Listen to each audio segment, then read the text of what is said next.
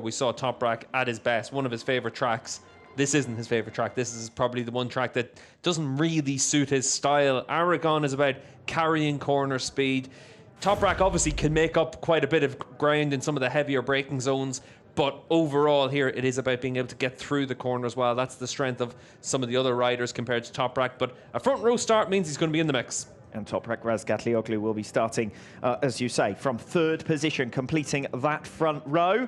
Alvaro Bautista between himself and Jonathan Rea. Bautista, your championship leader and World SBK's most recent race winner, really took race 2 in Manicourt at a canter, and he'd set the fastest lap of the Superpole race earlier in the day as well, on his way to second in that one. So he was Sunday's top scorer in France, but mechanical problems in race 1 cost him 19 points. So he isn't exactly having things all his own way. No, he's not having it all his own way, but it is one of those situations where up until this point in the weekend, we did expect that he was going to be right there as the favourite. There's nothing really that we've seen that would dispute that, but for Alvaro, it's now up to him to make sure he's able to get the job done. Other perhaps than his performance in Superpole, where he was beaten by Jonathan Rea, but we expect that in second half of races. We know how strong he's been here in Aragon in the past as well.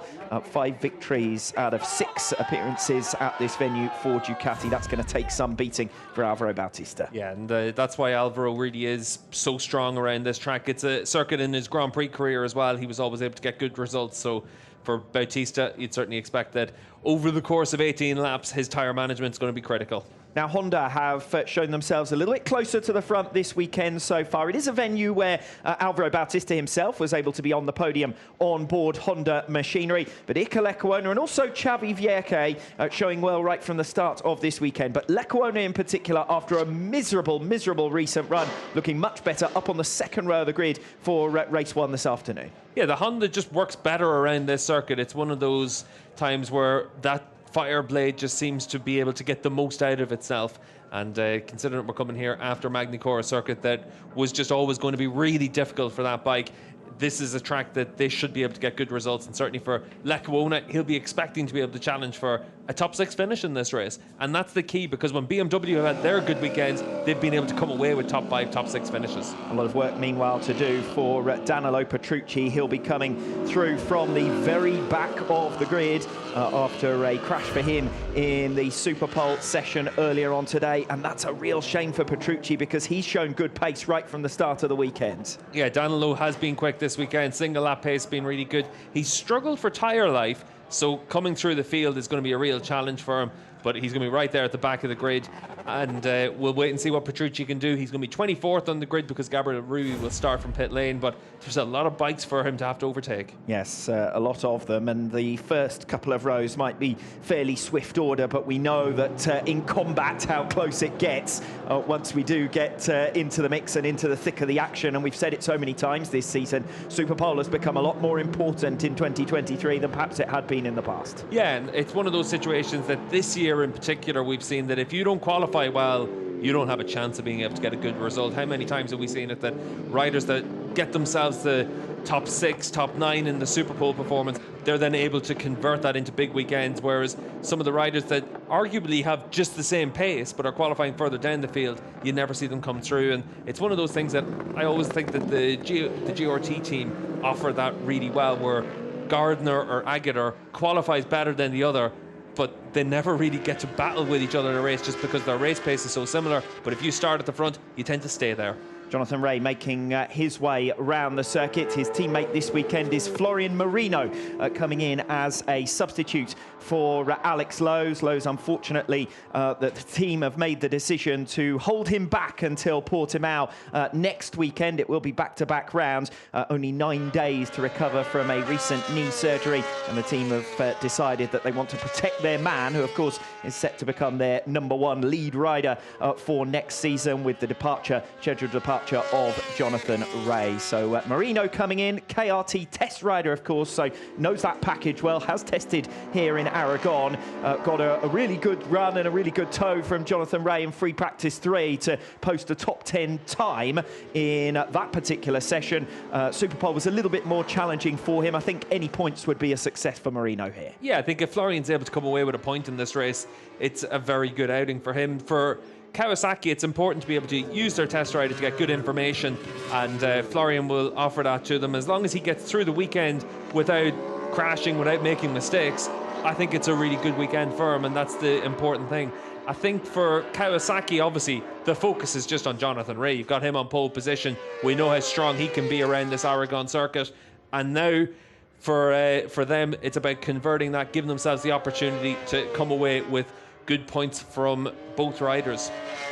Riders then making their way around towards the start line. This is Andrea Locatelli. We're building up to this 18-lap race, and with us throughout in pit lane is our reporter, Dave Goddard. Yes, I'm with Kawasaki team manager Gim Roda. Gim, there were celebrations in the Kawasaki pit box as Johnny took pole position earlier on. Now he's got to carry that form over into the race. Yeah, it was obviously you could see on the TV that all the team was so happy. The lap time was incredible. In these conditions, the grip of the bike is good. We know our limitations, and unfortunately, depending the high temperatures, we cannot extract the maximum. It's something we need to work on and try to understand how it's possible. Of course, one lap is incredible, but it's not a race. Now we need to check the long distance, how we can manage and how Johnny can extract the maximum of his bike, knowing that we have some limitations in the sector 3, but okay, we're going to make our best. Thanks a lot. Good luck for the race. Okay, thanks. Sector 3 mentioned there. We know that towards the end of the lap, Alvaro Bautista has some real punch, and we'll expect to use that advantage. Yeah, I think that one of the races we can look back to from earlier in the season, Donington Park, we saw that Alvaro would sit back, wait it out, and then whenever he decided he was going to hit the front, it was because he knew he could maintain his pace all the way through and open up a big advantage. We're going to see something similar in this race, you'd imagine, as well, at least from a tactical perspective from Bautista. It's going to be up to Rea and Razgadioglu to answer the questions.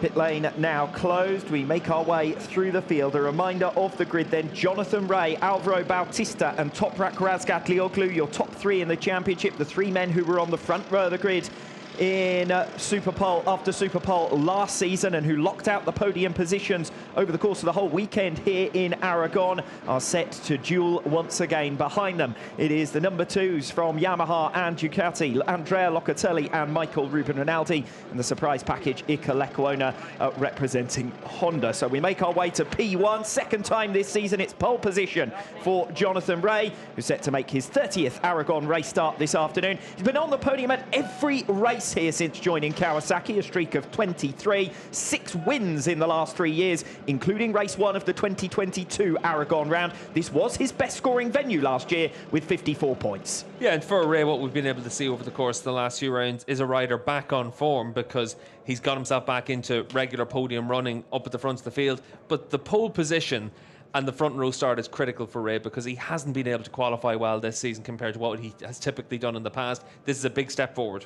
9 times race winner here in Aragon, Jonathan Rea. His victory here in 2021 was his 100th in World SBK. Alongside him, P2 for Alvaro Bautista. He's a track specialist here in Aragon. He's been on the podium in every race here with Ducati. 5 wins out of 6, as I said earlier on. And that solitary defeat was only by less than 1/10 of a second in a photo finish last year. Even in his spell with Honda, he ended their 4-year wait for a podium in 2020. Yeah, this is a track that has always suited him. Every bike he's ridden, Superbikes Grand Prix, he's been able to be so good around this place because it suits his style so well.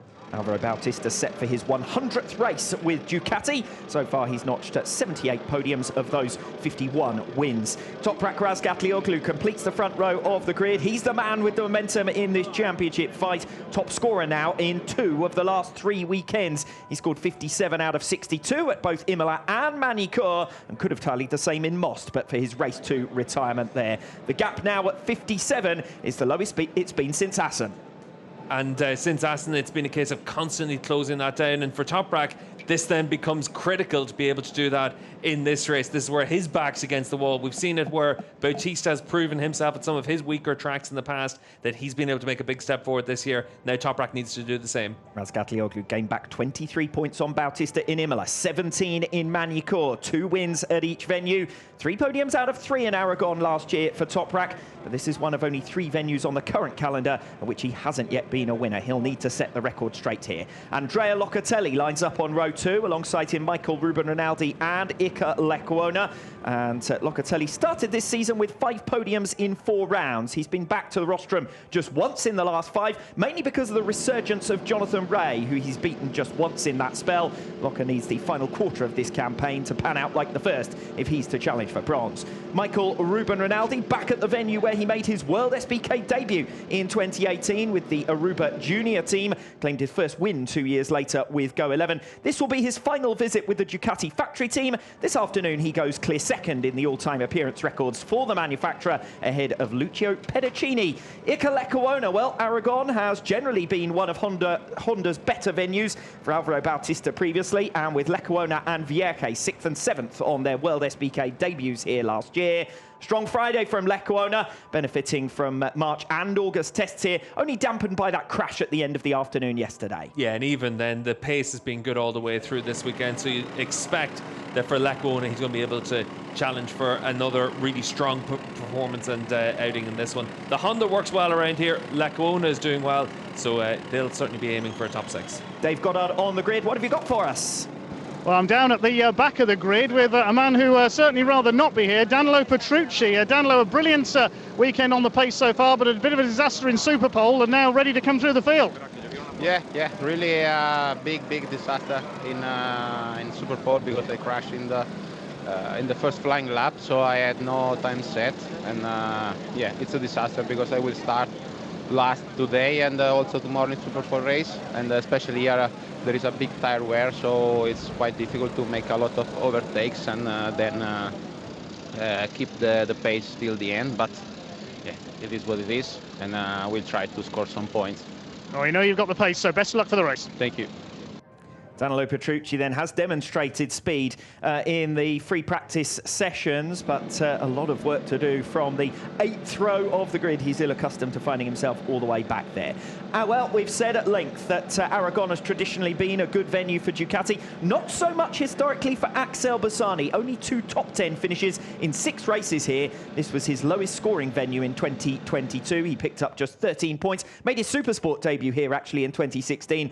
Finished in 6th position on that occasion. Good to see Tom Sykes, Mr. Superpole himself, former world champion, on the grid here in Aragon. So taking the opportunity to be back with us after his injuries earlier on this season. Alongside Axel Bassani on row number 3, Philipp Oertel, 3 top 10 finishes in Manicourt, gave him 13 points. That's his best tally since the season opener in Phillip Island. Oertel, who made his Superbike debut in Aragon last season, was on the podium here in Supersport in 2020 and 21.